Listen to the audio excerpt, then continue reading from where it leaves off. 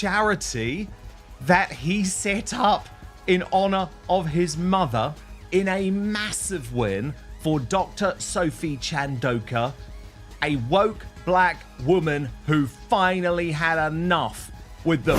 They sold it to the world as a dazzling beacon of hope, a vehicle for change, they called it.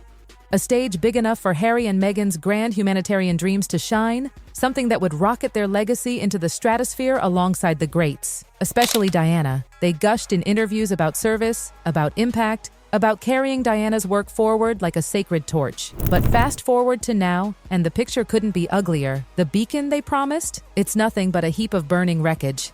The charity that was supposed to cement their post-royal identity is now a full-blown PR inferno. And yes, people aren't whispering it anymore. They're saying it loud. His mother would be ashamed.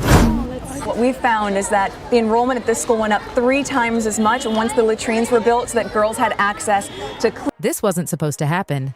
Not to Diana's boy. Not to the golden couple who sold themselves as a perfect marriage of Hollywood sparkle and royal gravitas. But somewhere between the polished press releases and the brutal reality of actually running a transparent, accountable charity, everything fell apart. And not just fell apart, the wheels didn't simply come off, they flew down the motorway, causing a headline-hungry pileup. It began as whispers, a few niche blogs hinting at trouble, then the bigger outlets picked it up, and when the national papers sank their teeth in, it became impossible to ignore.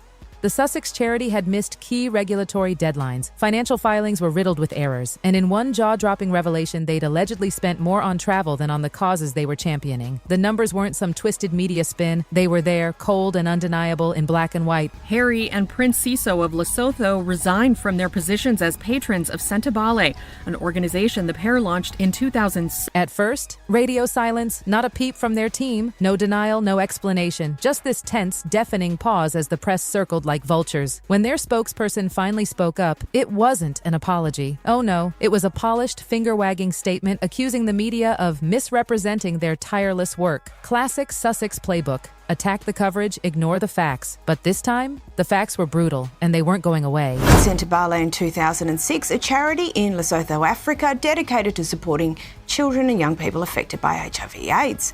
Now, earlier this year, he resigned from his role in bitter dispute with the chair, Dr. Sophie. Then came the real gut punch, a leaked internal memo, the kind of document you pray never sees daylight. It painted a damning portrait of chaos behind the scenes, staff quitting in droves, meetings that were supposed to be about changing lives instead turning into brainstorming sessions for brand collabs, volunteers complaining they had no direction, no clarity about the charity's actual mission. And the most damning claim?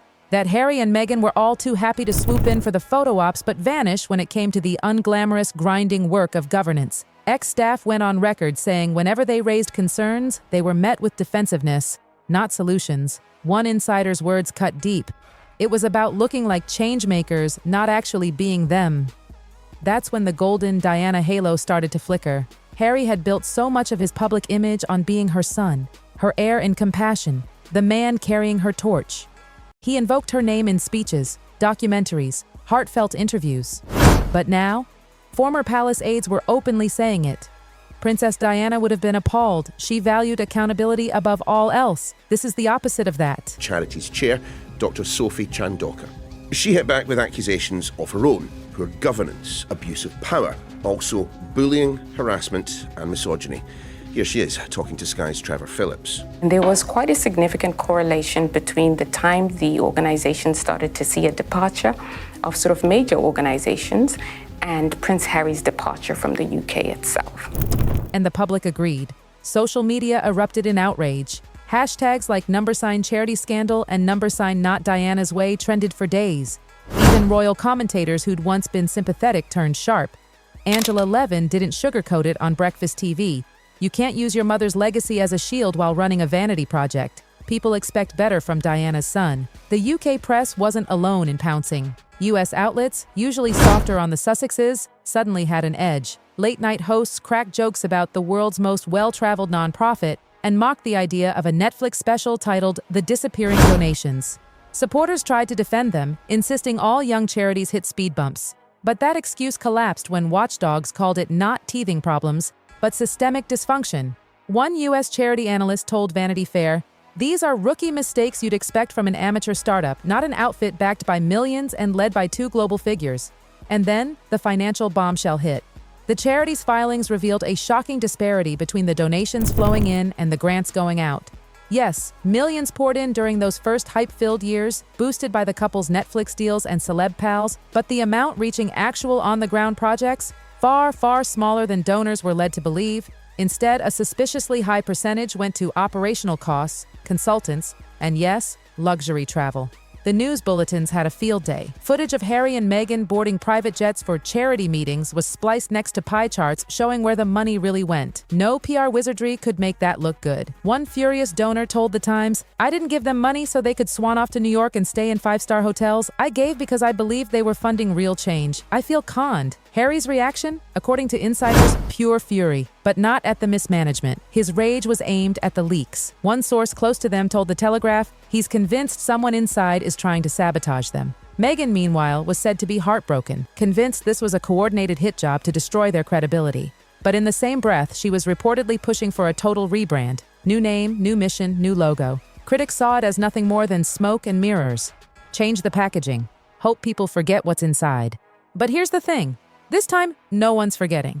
The outrage is too raw, the betrayal too personal for donors who gave because they trusted Diana's boy. To them, this isn't just sloppy admin. It's the slow poisoning of a legacy. The scandal was already a roaring fire, but the days after it broke, that's when the Sussex team launched what insiders are now calling Operation Damage Control. They scrambled. Press calls, emergency strategy meetings, every PR contact on speed dial. But the harder they tried to plug the holes, the more obvious it became. This ship was sinking. A new statement was released, full of pretty words, light on answers. The kind of thing that sounds impressive if you skim it, but collapses the second you ask.